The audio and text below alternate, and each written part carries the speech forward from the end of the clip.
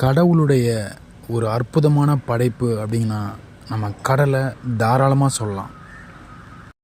கடலில் லட்சக்கணக்கான மீனினங்கள் இருக்குது. எடுக்க எடுக்க கிடச்சிட்டே இருக்கிற ஊற்று தண்ணி கூட இப்போல்லாம் குறைஞ்சிருச்சு.